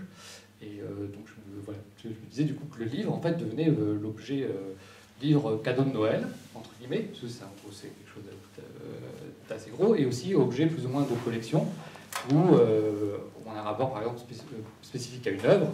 On va acheter une belle édition de cette œuvre sur du bon papier, une bonne mise en page, etc., qui coûtera forcément beaucoup plus cher que la version numérique, mais qu'on va conserver en fait. Et donc vous pensez qu'il y a que cette lecture pragmatique sur le livre en fait peut... Dans le budget de la ménagère, le livre pèse 54% des achats de biens culturels, ce qui est énorme. Donc dedans vous avez les logiciels, du moins les jeux, la musique et le cinéma, je crois. Donc c'est énorme. Un ouvrage. Et dans ces 54%, les genres. Alors là actuellement c'est surtout, je crois, du policier. Surtout du policier. C'est un peu compliqué là. J'ai pas donné mes chiffres. Non, c'est surtout du policier et le lecteur est une lectrice. Voilà. CSP++, voilà, les gros lecteurs, CSP++, femmes de plus de 50 ans vivant à Paris. Voilà. Non, c'est qu'on ne pourra pas augmenter le prix du livre éternellement, c'est ce que tu disais tout à l'heure. Un livre à 20 €, un gros lecteur c'est 20 bouquins par an, un très gros lecteur c'est 20 bouquins par an, 20 fois 20, ça commence déjà à faire un petit budget. Donc le livre de poche, voilà, aujourd'hui, qui est au prix du numérique, voire parfois inférieur au prix du numérique. Souvent. Du numérique sur le grand format. C'est des trucs très compliqués. Ouais. Donc oui, dans ce cadre-là du prix unique du livre, des différences de coûts, etc. Et c'est pour ça qu'on voit que le numérique aujourd'hui décolle peu. Il y a peu de pratique et puis il y a peu d'équipement pour la lecture exclusive. Et puis c'est vrai qu'il y a un confort de lecture, donc tout ça est mélangé. Et puis je pense que les éditeurs et les auteurs ne sont pas si mauvais que ça. C'est qu'ils doivent faire aussi des bouquins qui intéressent les lecteurs et qui attirent les lecteurs. Et puis il y a peut-être aussi des bons libraires qui conseillent aussi les lecteurs, qui fait que tout ça se tient bien. Et je pense qu'il faut garder ça. Il y a quand même une baisse de la lecture, de façon générale. Bah, on a perdu en 2-3 ans, on a perdu une demi-heure de lecture par semaine. On est passé de 5h30, je crois, à 5h10, quelque chose comme ça. Et la jeune génération, c'est que... Là, on constate un décrochage. Alors là, c'est compliqué parce que on constate un décrochage sur les enfants de 6 ans aujourd'hui. On vous passera la parole tout à l'heure, hein, mais on propose pour l'instant de rester un petit peu sur le débat. Désolé d'être très directif comme ça. Est-ce qu'on arrive peut-être justement un petit peu vers la fin de ce tour de ces échanges? Est-ce que, je ne sais pas, Jérémy par exemple, ou chez Gallimard, vous avez déjà aussi parlé, Frédéric, est-ce qu'il y a d'autres exemples de projets éditoriaux? Est-ce que vous pourriez nous donner d'autres exemples de projets éditoriaux où le choix du papier a été central et nous expliquer un petit peu comment, quelles sont les contraintes que vous avez prises en compte, les contraintes évidemment de qualité, de artistique ou de rapport avec le contenu, et les contraintes budgétaires. Donc parler un petit peu de un ou deux exemples de choix comme ça sur une nouvelle collection, nouveaux ouvrages. On a tous tellement de projets qu'on ne sait pas qui commence. Moi, j'ai dit que j'arrêtais un petit peu. Donc... Moi aussi, attends, j'arrête. Ou sinon, peut-être qu'on peut confier la parole. Je viens en contradiction de ce que tu viens de dire avec Margarita, parce que sur le projet de Charlotte Salomon, par exemple, c'est vrai que c'était un projet intéressant parce que on a une œuvre qui a été conçue c'est de la gouache, très particulière parce qu'elle a travaillé en couleur directe. Donc elle n'avait que 3 tubes de couleur, elle n'avait même pas de noir. Et on avait une gamme de couleurs fantastiques, donc où il fallait se poser la question de comment rendre ça sur du papier. En plus, elle a travaillé sur du canson. Je voulais qu'il y ait une sensation dès la couverture de cette matière-là. On sent, elle a créé cette œuvre en fait dans une solitude totale, dans l'arrière-pays niçois. Elle allait quasiment peindre dans la Garenne. Donc, c'est le roman. Et elle a fait ça en plus comme un roman graphique. Donc on est au départ sur du calibrage beau livre, parce que ça fait 840 pages, grand format, ça va être un prix de beau livre, effectivement. Et en même temps, ça doit se lire comme un roman. Et donc là, les questions de choix de papier et de couverture ont été très particuliers, et c'est vraiment Margarita qui nous a conseillé là-dessus. Là, la problématique était assez particulière. Juste, il faut tenir le micro. De la masse vraiment que représente. Il faut que tu le colles à ton menton. Il faut le coller. Voilà. Donc, c'est un gros pavé, donc énormément de pages. Il faut le coller. Oui. Voilà, voilà, le poser. Et il fallait trouver une équation entre le format le plus grand possible, avec les limites que nous imposent les chaînes de reliure en termes d'épaisseur de dos, de développement total de la couverture et de grammage du papier qui détermine aussi l'épaisseur du dos. Donc c'était un peu... Sachant que j'ai une hypersensibilité à la transparence, donc à un moment il a fallu faire un arbitrage entre le grammage du papier et la taille de la maquette, et on a privilégié un gros grammage. On n'a pas pu non plus, compte tenu de l'importance du prix du papier dans ce livre, il fallait aussi faire simple. On a hésité entre des mat à main, ce qu'on appelle un coucher mat qui a un peu de main, c'est-à-dire qui est un peu épais, un peu gonflé, ou plutôt un papier offset, donc qui n'est pas couché, pour voir quelle était la meilleure façon de restituer les originaux. Donc, bon, évidemment, on a plus ou moins arrêté un choix, mais des tests s'imposent. Et là, je rebondis sur quelque chose qui se disait tout à l'heure. Les modes et aussi l'excellente action marketing d'Arctic Paper pendant ces dernières années qui ont imposé les papiers offset d'une certaine manière auprès des créatifs surtout et puis des fabricants. Mais ça a contraint ensuite les fabricants à travailler la photogravure. C'est-à-dire que nous avons dû apprendre à utiliser des profils spécifiques. Enfin, c'est tout un exercice. Et là... Vous avez fait une galère pendant des années. Voilà. Non, mais c'est intéressant, quoi. Bon, donc, on est obligé de faire des livres d'art sur un papier, souvent, qui n'est absolument pas fait pour reproduire des tableaux.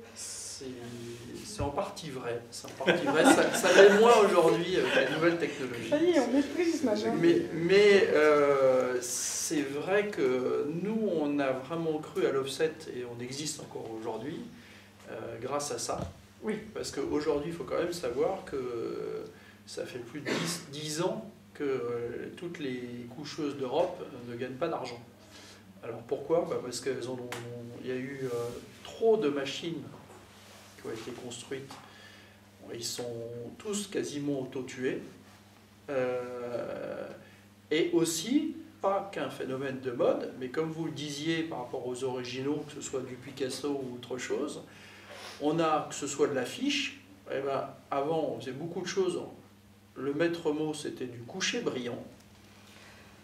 Et effectivement, alors on n'a pas fait que nous, en fait, juste pour parler d'Arctic Paper, mais pourquoi on a tellement de types de papier, et parce qu'on répond à peu près à tout type de marché, aussi bien du livre de poche que du livre d'art, qui est fait sur du coucher, mais encore une fois, c'est un coucher mat-matière, qui donne un côté un peu papier photo, donc avec un côté fibre apparent, on aime ou on n'aime pas, mais c'est quand même spécifique. Donc c'est un peu pas du sur-mesure, mais du sur-mesure pour de la grande série, pour essayer de restituer quelque chose qui ressemblait un peu à l'original. Alors c'est vrai, je dois l'admettre que tout le monde a dû faire des efforts, parce que effectivement, non mais au niveau de la gestion de la couleur, il faut maîtriser la gestion de la couleur. Et le plus facile, c'était quand même le coucher, au départ. Oui, parce que la gamme de couleurs est beaucoup plus facilement restituable sur du papier couché que sur du papier offset. On a une perte sur le papier offset plus importante que sur le papier couché. Et c'est vrai aussi que les papiers plus ouverts comme le bouffant, où à l'origine on faisait du papier bouffant pour du texte noir, le papier bouffant a été aussi un phénomène de mode où on s'est dit pourquoi pas faire, et aussi l'évolution technique, parce que on marchait beaucoup avec du noir, et puis après on a dit oh ben, je vais vers 2 couleurs, et puis 3 couleurs, et puis 4 couleurs, et puis 5 couleurs. Et puis... Bon. Donc on a une poussée quand même sur les papiers en règle générale de savoir et de pouvoir maîtriser la couleur. Ça c'est très important. Donc nous on a dû s'adapter par rapport à ça. Aujourd'hui on doit s'adapter par exemple au numérique ou au jet d'encre pour avoir une qualité de texte, de mots suffisante à l'œil pour que ce soit bien lisible. Bon, donc on adapte nos papiers par rapport à ça. Mais au niveau de la technique, c'est vrai qu'il y a eu une énorme évolution. Et aujourd'hui, avec le 7, on arrive à restituer quand même des originaux, des choses quand même très très belles. Enfin, même en restant sur le papier classique, sans rentrer dans sur les techniques d'ailleurs, classiques. dans votre maison où il a fallu réimprimer à toute hâte, non, mais on y est pour Jamais, rien. on a toujours beaucoup de temps pour tout imprimer. Non, Tout est très bien non, organisé. des livres en tant que, enfin, côté imprimeur, où il a fallu réimprimer avec un papier différent, et on voit les différences. Sur un tableau de maître, on voit les différences entre Non, mais c'est vrai que notre profession a vécu des temps heureux où on a produit en silo. Il y avait d'un côté le photograveur, de l'autre côté le compositeur, d'un autre côté le papetier pour la couverture, d'un autre côté le papetier pour l'intérieur, un imprimeur pour l'intérieur, un imprimeur pour la couverture, un brocheur avec du transport là-dedans et avec un donneur d'ordre qui disait de toute façon démerdez-vous, c'est pas mon problème, faites. Et donc les responsabilités et la compétence c'est complètement dilué. Maintenant que les coûts deviennent un problème, que l'exigence de qualité a vraiment augmenté. Je pense qu'en termes de couleurs, si aujourd'hui vous ressortiez un magazine simplement d'il y a 20 ans, vous seriez très surpris de la qualité des magazines. On a une augmentation de la qualité qui est fabuleuse. Le problème du repérage aujourd'hui, ça n'existe plus. Ouais, mais attendez, quand il fallait tirer sur les plaques ou les blanchets, hein, j'étais imprimeur. donc, on a énormément gagné en qualité. Maintenant, c'est vrai qu'il faut, du fait de tout ça, que Arctic Paper a commencé à vendre ses profils, à les mettre à disposition, et ça a tout changé. Mais combien d'imprimeurs sont en 12647.2 aujourd'hui? Alors la norme ISO 12647 est une norme de traçabilité de la couleur. Il y a 10 ans, quand elle a commencé à arriver, 6 ans, elle a commencé à arriver en France, il y avait une centaine d'imprimeurs certifiés en Allemagne. En France, il y en avait 3. Parce que, ah non, nous les standards, ah non, nous on veut faire toujours différent, machin, etc. Ce qui fait que l'imprimeur s'embête à changer de standard. Et puis surtout, on vendait à l'époque des chromalins. Je veux mon chromalin. Ouais, mais c'est l'impression que tu fais derrière. Et donc on avait, maintenant ça se resserre, il faut absolument travailler comme l'a fait Arctic Paper. Et voilà, c'est que les imprimeurs définissent leur profil, que les papetiers mettent à disposition les formules permettant d'une bonne gravure, et après on arrive sur des offsets. Quand tout ça est bien fait, et puis on arrive à des résultats exceptionnels. Ça, c'est tout à fait vrai, c'est possible. Il y a juste un détail qui est étonnant aujourd'hui. On est dans un grand écart, parce que je travaille beaucoup avec des conservateurs ou des auteurs, des peintres, voilà. Et même chez les professionnels de l'art, du monde de l'art, il y a une déformation qui vient du fait de regarder les images sur un écran. Donc l'œil des gens est déformé par l'écran lumineux, le RGB, et donc même les conservateurs ont tendance à avoir une mémoire de certains tableaux qui sont dans les réserves qui est erronée. Ils voient du contraste partout, alors que dans les toiles, il y a moins de contraste souvent. Et à l'inverse, enfin à l'autre bout, nous sommes obligés souvent de reproduire ces mêmes toiles sur des papiers qui ne favorisent pas le contraste par ailleurs. Donc on est dans une contradiction.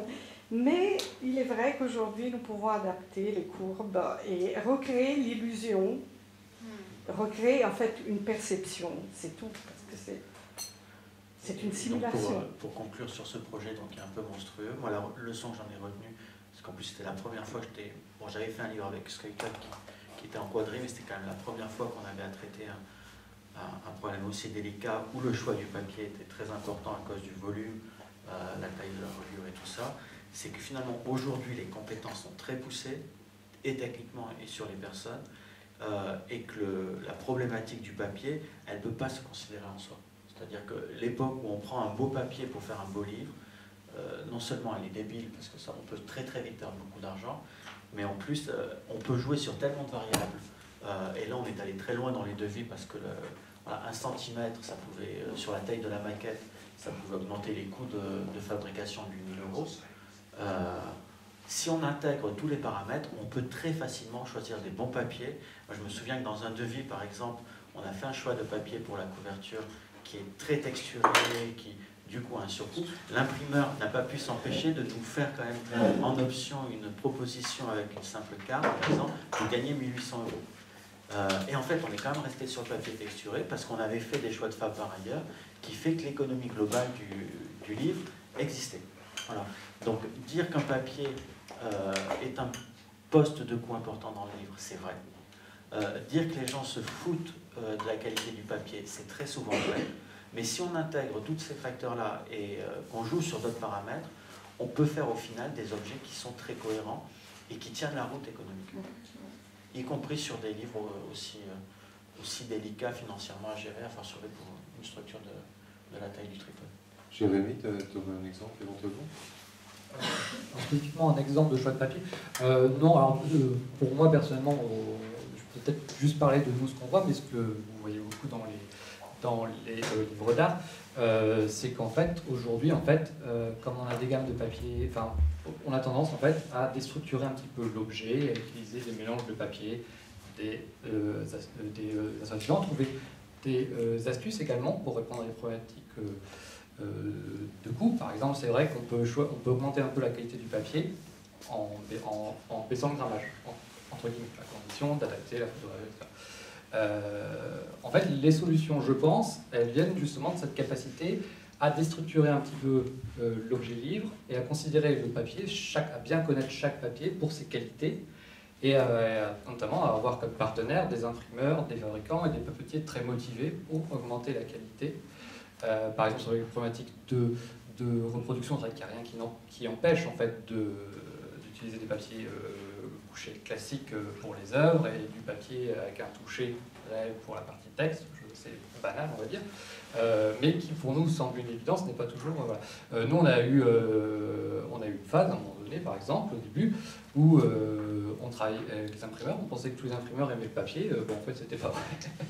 On avait le fameux semi-mat, pour ceux qui connaissent, qui est donc le papier de base de qualité assez médiocre, qui est consensuel, etc., qui nous était imposé assez systématiquement, en fait. Et donc, c'est à partir de ce moment-là qu'on s'est mis à imposer les imprimeurs à être en suivi, en fait, à être en contact avec les papetiers directement pour pouvoir justement garder la main. Donc on s'est retrouvé à chapeauter un petit peu tout ça, juste pour la qualité du livre, mais c'est pour dire qu'en fait, que c'est pas magique, en fait, que c'est quelque chose qu'il faut vraiment prendre en charge, parce qu'en fait, si on le fait pas tous, même à des petites échelles, on arrivera à des gammes très très restreintes, on sera cantonné à des usages et à des applications, et c'est vrai qu'après on n'aura plus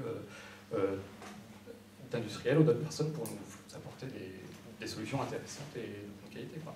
Et donc par rapport au numérique, alors là, du coup, si on n'arrive même plus à faire des livres qui ont un peu de valeur ajoutée, on n'aura plus aucun intérêt d'acheter des livres, on passera tout en numérique et on lira d'une autre façon a priori, ce sera un peu plus bref. Merci. Peut-être, moi qui ai des choses à rajouter, on peut passer la parole au public. Je demanderais peut-être à Emma de passer le micro, et si vous intervenez, encore une fois, de bien mettre le micro proche de votre bouche pour les aspects techniques. Des réactions, alors ça peut être aussi un témoignage ou un point de vue complémentaire ou différent de ceux que nos intervenants ont pu avoir.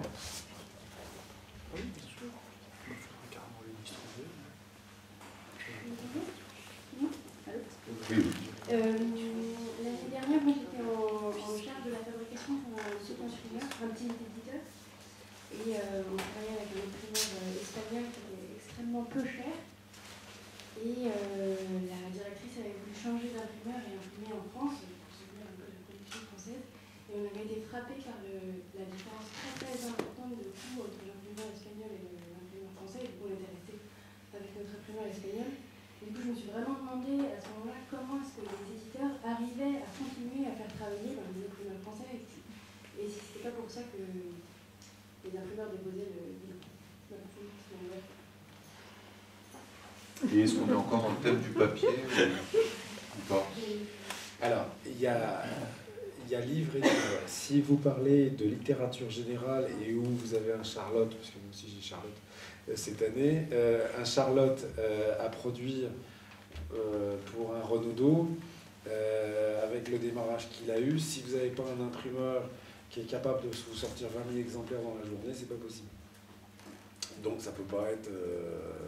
voilà. Et puis si en plus, du coup, vous avez une dizaine de bouquins comme ça, qui démarrent de la même façon, la même date, et puis que vous avez un Nobel derrière avec le Modiano, sur 40 bouquins différents, vous êtes coincé. Après, on peut avoir des schémas de production plus longs, où on a un peu plus de temps, et où on impose d'autres modes de fonctionnement et d'autres modes d'approvisionnement. Donc là, on peut aller sur de l'Europe limitrophe. Et puis après, on peut avoir des problématiques vraiment de coût. Eh bien, on va se déporter encore un peu plus loin et on va aller dans les pays de l'Est. Puis après, on a des problématiques de compétences sur le livre pour enfants, où là, il n'y a que la Chine qui est capable de nous les produire. Donc, voilà, donc chaque ouvrage a vraiment des vraies spécificités. Donc après j'arrive à trouver aujourd'hui, mais aussi on a des volumes, c'est pas la même chose, j'arrive à trouver des prix aujourd'hui en France équivalents à ceux des Espagnols et des Italiens aujourd'hui. Mais ça veut dire, mais j'ai 90 personnes dans mon équipe qui font que ça. Alors ils font pas tous que de la fabrication et de l'achat, mais voilà, donc, et puis on a des volumes. Donc voilà, on n'a pas tous les mêmes problématiques. Alors peut-être juste en fait, plus sur le papier par rapport à cette question. Du coup, quand c'est imprimé en Chine, c'est imprimé avec des papiers européens? Chinois. Oui, enfin, du coup c'est problématique. Enfin, c'est... Non, puisqu'on demande à avoir des échantillons avant et que tous les gros papetiers mondiaux se sont installés aussi avec des usines en Chine. Donc UPM, Stora, etc. Ils ont tous des... Et puis International Paper, ils ont tous des usines en Chine. Donc non, par contre, ce sont des papiers chinois. Donc simplement, nous, ce dont pour lequel on est très attentif, c'est la certification forestière. On tient à ce que, parce que l'Asie est quand même très destructeur en forêt, entre autres, et on a blacklisté certains papetiers, dont un papetier, qui détruit des forêts en Indonésie, mais c'est monstrueux. Mais c'est pas pour faire du papier qu'il les détruit, c'est pour après revendre les terrains. Pour faire... Non, c'est pas... ils détruisent carrément des forêts entières, donc alors c'est la faune et la flore, hein, ils passent aux bulles. Ils enlèvent, donc ce qui reste, ils essaient d'en faire du papier, et le reste, ça sert à faire de l'huile de palme. Voilà. Des noms.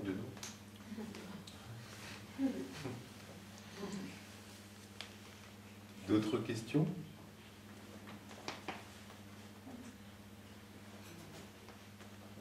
Ou réactions, ou points de vue, enfin, ou complémentaires, ou projets éditoriaux que vous voudriez échanger?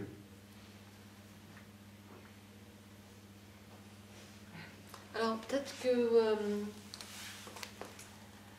Daniel peut nous présenter ce livre que vous avez qui est en diffusion gratuite Oui, voilà, en fait, on a sorti en interne le Art Workshop, qui est en fait le livre du papier non couché. Et là, vous avez toute l'explication sur la fabrication du papier. Voilà, le chapitre, le papier. On va rediscuter des prix après. Voilà, absolument. Et en fait, c'est un ouvrage qui a été fait avec 6 personnes en interne. On l'avait déjà créé, cet ouvrage, il y a 10 ans, et on l'a refait avec les nouvelles technologies. Et ça parle aussi de la photogravure, ça parle des formats, de la qualité du papier, du grammage, de l'opacité, de la fabrication. Et vous avez un ensemble, tu vas y arriver. C'est pas facile. Donc, vous avez aussi les trames classiques, les trames stochastiques. Et à la fin de cet ouvrage, vous avez un format A3 qui est en fait un récapitulatif technique de ce que vous devez connaître ou éventuellement demander à votre imprimeur. Donc c'est quand même très important. À la fin de cela, normalement, si vous avez tout lu, vous êtes un apprenti éditeur, imprimeur, photograveur. Donc c'est un bel ouvrage. Et donc cet ouvrage, pour ceux qui sont présents ici, voilà, n'hésitez pas à en prendre, ils sont à votre disposition. Il est récent, on l'a fait en 2012, il est sorti en 2012. Voilà, donc on va bientôt conclure. Est-ce que du coup le papier est-il l'avenir du livre? On a entendu le livre et peut-être l'avenir du papier. Je ne sais pas s'il y a un mot de la conclusion, quelque chose à rajouter avant d'aller peut-être échanger autour d'un verre. Moi, si, je voudrais vous dire quand même, le papier, contrairement au numérique, nécessite de notre part, et je pense que ça répond aussi à vos problématiques, et il ne faut pas qu'on les perde, une capacité d'anticipation des choses, une capacité de compréhension de différentes problématiques qu'on n'a pas forcément au numérique, et d'anticipation. C'est-à-dire qu'aujourd'hui, on a, et je trouve que j'ai de plus en plus moins de problèmes de faire comprendre ce qu'est un objet, de faire comprendre ce qu'est une couleur, et tout le monde veut tout voir toujours exactement ce qu'il aura au bout du compte. Et on a de moins en moins d'imagination. Il faudrait quand même qu'on garde ça, parce que c'est en fait une capacité, c'est notre métier, de savoir ce que sera un livre, comment sera interpréter une couleur, etc. Ça fait partie un peu de la magie qu'il faut qu'on garde entre nous. Et le papier, ouais, c'est des vrais échanges. Il y a de vraies choses qui se passent professionnellement entre l'artiste, le typo, puisque moi j'ai aussi des typos, comme on en parlait tout à l'heure, il y a des typos, l'éditeur, l'auteur, l'imprimeur, le papetier. On est tous une famille. C'est vrai qu'on a trop souvent travaillé les uns pas avec les autres, on va dire ça comme ça. Hein? Là, il faut qu'on réapprenne à travailler ensemble. C'est vrai qu'il y a de vraies révolutions aujourd'hui, il y a de vrais virages à prendre, mais il y a tellement d'opportunités, il y a tellement de belles choses à faire, avec du papier, avec du numérique, avec du papier et du numérique. Parce que le papier peut porter un flashcode, ou un code barre, ou une puce RFID, peut porter, nous on fait des imagiers sonores, des puces donc, sur lesquelles l'enfant vient toucher, il a un livre entre les mains et il écoute du son. Et il y a plein de choses à inventer et qui sont super intéressantes, et le papier a beaucoup plus de possibilités que ce que nous connaissons aujourd'hui, mais il va falloir aller les chercher, et il va falloir apprendre à nouveau à retravailler ensemble. Alors, j'en profite, merci Pascal pour ça, pour signaler que Fontaine au Livre, on est tout à fait d'accord avec ça, et c'est pour ça qu'on propose une formation qu'on a justement montée avec l'atelier de policier et Jérémy et le formateur, qui s'appelle Fabrication et Design Éditorial, qui s'adresse vraiment aux professionnels qui font déjà, qui produisent déjà, mais qui veulent aller plus loin dans l'exploration technique et monter en compétences justement là-dessus. Donc il y a 3 journées qui peuvent être prises ensemble ou individuellement, une sur le papier et l'impression, une sur les encres et les finitions, et une sur le façonnage. On vous invite à prendre les flyers qui sont là-bas, ou pour les gens qui suivraient ce débat via l'enregistrement, regardez sur notre site internet fortenaville.com.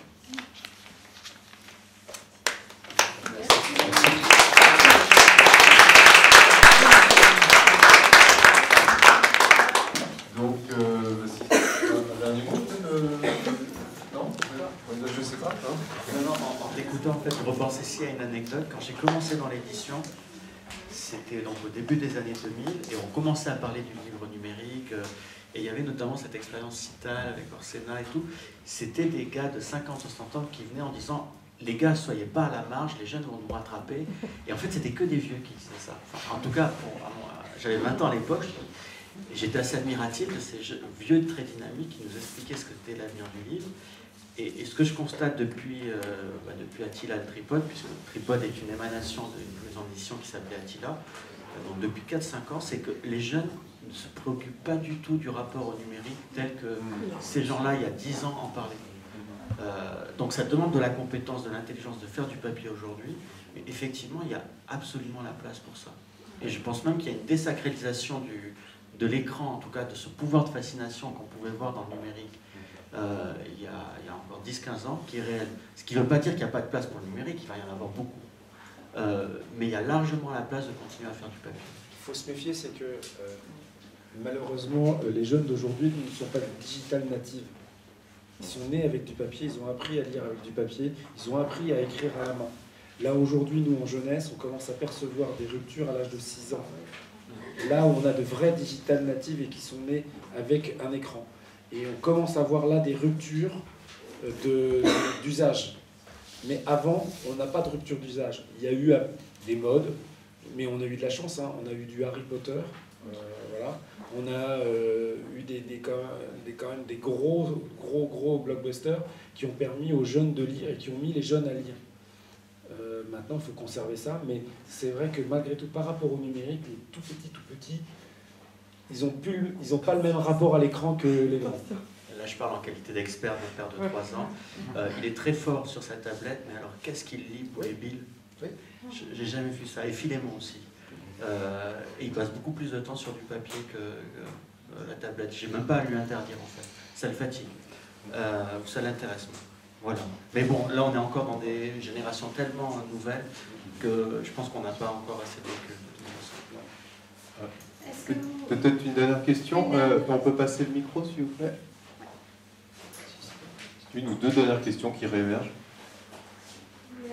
En parlant du numérique, je me demandais, vous n'avez pas parlé du tout des papiers qui pourraient être conducteurs, sur lesquels on pourrait avoir de l'interactivité. Est-ce que vous avez une idée de ces choses-là? Ou pas du tout, bon, c'est pas grave. Hein. Il y a des tentatives, oui, de tablettes flexibles. Donc, où on a une flexibilité, mais tout ça, c'est comme les... J'ai lu qu'il y avait des papiers, des vrais papier, matière comme celui que vous fabriquez, qui contiennent des éléments conducteurs. On peut associer la matière du papier à des éléments conducteurs aujourd'hui. Ça se fait. J'ai aperçu ça, mais je n'en sais pas plus. Alors là, je ne connais pas le papier. On a des encres qui sont conductrices d'électricité. Ah, voilà, c'est ça. Ce sont des encres qui viennent des encres de sécurité, donc des encres bancaires et autres. Donc, où on arrive à faire des jeux avec des quiz, etc. Où, en fait, l'encre elle-même est conductrice. Et donc, avec des petites... en fait, avec un petit stylo capteur, on vient sur l'encre et elle est conductrice ou pas, et donc la lumière s'allume ou pas. Donc on peut avoir des QCM, des choses comme ça, à travers des encres. Mais le papier, il y a plein, en fait, on a le CTP en France, qui est un centre à Grenoble, près de Pagora, qui est en fait un centre de papier, qui développe plein de choses. Aujourd'hui, la fibre de cellulose et la lignine sont utilisées pour plein de choses. On est en train de faire du goudron avec de la lignine. On fait des panneaux à particules, il y a plein de choses. Le papier va servir à plein de choses. Mais là, j'avoue que c'est de l'ordre de la recherche, j'ai du mal à suivre. Alors, je pense qu'on va conclure. S'il y a d'autres questions, moi je propose qu'on les pose autour d'un... Il y a une dernière question, la dame, elle attend depuis un petit moment. Non, c'est juste un témoignage, ça va aller vite. Un dernier témoignage. Ça va prendre 2 secondes. En fait, je suis libraire Et je suis amenée à vendre des liseuses. Et les gens qui m'achètent des liseuses sont de gros lecteurs, passionnés, qui continuent à acheter du livre papier, et parce qu'ils adorent le livre papier, et c'est pour des raisons techniques ou pragmatiques qu'ils investissent dans une liseuse, parce qu'ils partent en voyage et qu'ils ne veulent pas avoir 10 livres dans la valise. Et ils offrent du livre et ils continuent à acheter des livres papier. Donc, moi, je ne suis pas inquiète, en tant que professionnelle du livre. Eh ben, Voilà. c'est une très bonne conclusion d'avoir le mot du libraire. Merci beaucoup à nos 4 intervenants et puis on vous invite à boire un verre et à continuer les échanges avec nous.